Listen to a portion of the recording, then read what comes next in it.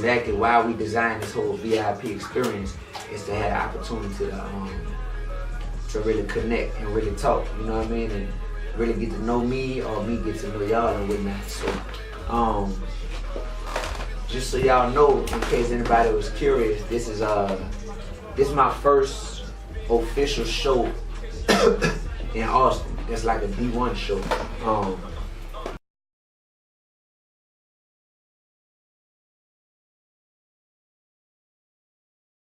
It was going to Africa.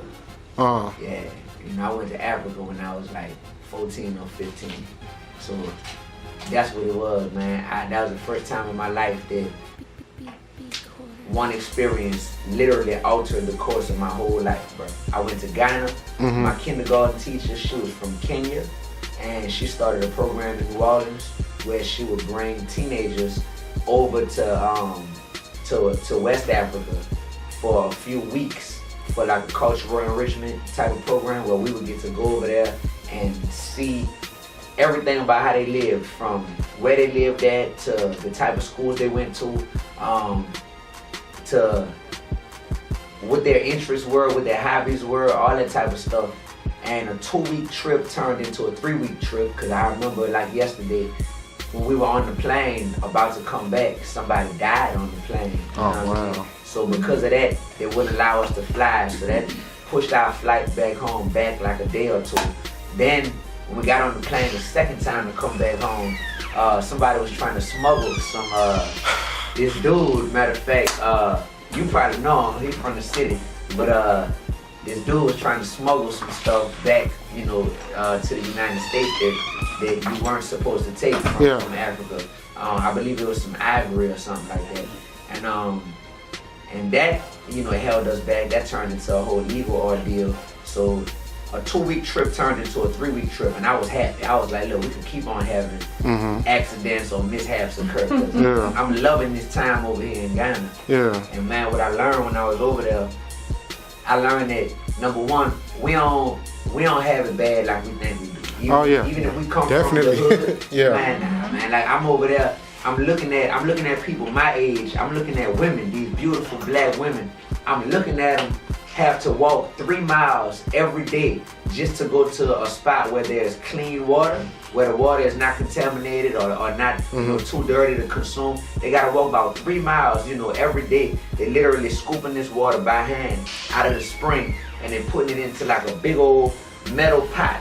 Literally, the metal pot is, what's up, so good, brother, good. So the metal pot is probably the size of these, what you call it? Crates. Your case. It's about the size of this case, except it's round, you know, it's circular.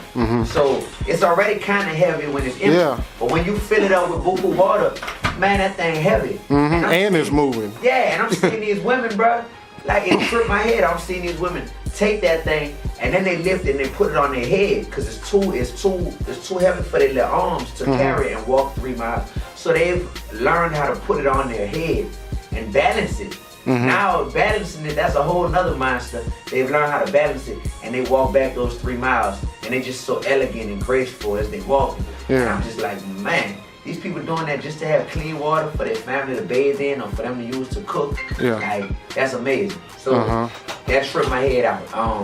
It tripped my head out how students my age, if they wanted to go to high school, they had to make a decision as a 14 or 15-year-old that they would leave their families and they would go to essentially a boarding school. Because when you got to that level of education, which was equivalent to high school over there, they didn't have it conveniently placed like how we have it to where, oh yeah, you still live at home, you just go to school down the street every day. Nah, just complete culture shock, bruh. And honestly, that made me come back to the NO with a different frame of mind. And I was just like, homie, like, I graduated from that mental slavery that so many of us are you know, infected with down here. It's just that mental slavery of thinking life is all about the 3rd ward and the 9th ward and wherever we live at in life is all about just that little small circle, because it's not, dog. It's not, and we actually need to be way more thankful.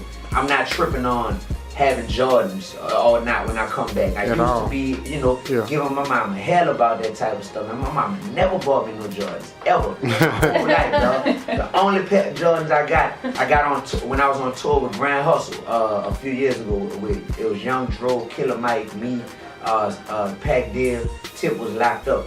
And we went to a store in Ohio, and it was like, every artist could have a free pair of shoes out the store. And I was like, man, I ain't never had Jordans. Well, I'm about to give me the J. So but other than that, man, I came back home not worried about that type of stuff because I saw the things to really be thankful for. Because despite the Ghanaians not having all these material things, they were so happy, bro. And they had so much joy that just came from them. And it was like, yo, you can actually feel how much they just are loving and appreciating life. And I felt like I didn't have that. And I started like wanting that. I was like, I need that. I need people to feel that from me the way I felt that from them. That's interesting. And that right there, I think that sparked me coming back here and just... Were you already doing music at that time? No, not at all. So at first, it just translated into me being that little dude that was in the hood that was always like the conscious brother or the brother that's like, I'm seeing the positive in the situation, you know? And it kind of made me the outcast because as a 14-year-old, people looking at you weird if you talking some conscious type, you know? Hey, my brother, we gotta come. Especially when you were 14. Yeah, when I was 14, that was the shit, like Public Enemy and KRS and all of that. That's what you had 14, to be. Yeah, when you were 14, it was different. That's how it was. You know what I mean? Like straight up. When I was 14, everybody wanted to be a hot boy. In New Orleans. Everybody. Yeah, because that's when y'all city took out. You know? Right. Like, it still bleeds off of me. You know what I'm saying? Like. Yeah, I see you with your soldier rag. Yeah, right. Like, you know, this is just natural for me. Yeah. I had the white tee on. I keep a white tee on. Why? Because the hot boys always say we wear tees, bows, and reeds. You hear me? Like white tees, that's part of the dress code. I just took it off in the car because I wanted to rep my brand, Mission Vision. But other than that, I keep a white tee. Like, and that's what changed my mindset. And I think it just spilled over into when I did start doing music. I already was like, man, I can't just be the typical. Because that's a hell of a decision to make, because you got a flow that could put you in with all of that shit, but you know what I'm saying, the content, it puts you in a different place, and like, I really appreciate that. That's putting that dog, you know, that pill in the dog food to give it to people. Believe it. So, and that's why hip hop is fun to me, man, because I know that I'm doing something difficult, and the challenge is what excites me every day, you know. Like you said, I'm putting the pill in the dog food. Yeah, you know so word. That's cool. Thank you for answering my question, sir. Yeah, great question, actually. Great question.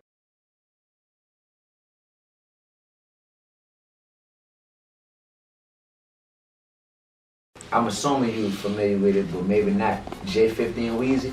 Yeah. Yeah, so that song, when I put that song out, that's the first time I experienced what it feels like to go viral. That video just, before that, none of my music videos had over 5,000 hits. Before that was like One Man Army. And before that was, so I had an original version of One Man Army, like the music video where I was standing on top of a bridge in New Orleans, trying not to get hit by cars, and I was just rapping about being a one-man army. And I had like this camouflage thermal on, and I just knew, I was like, oh, look at me, boy, I'm official, I'm a real rapper, I got a video.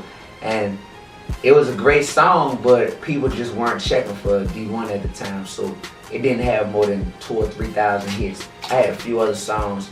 None of them had over 5,000 views on YouTube. Man, I put out that J50 and Weezy video. Yo, next, I'll say in the first month, it had like 500,000 hits, you know, straight up.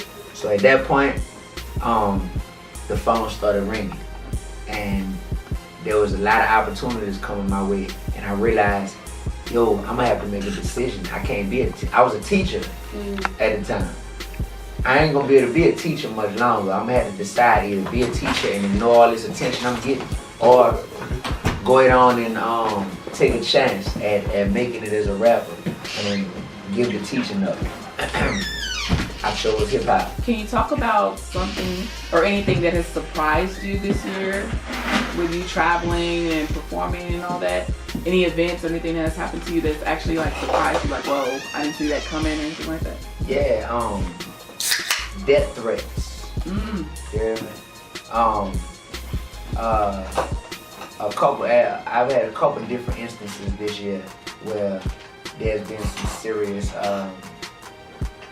serious threats made against me, and it's just, I would think that people know my heart at this point.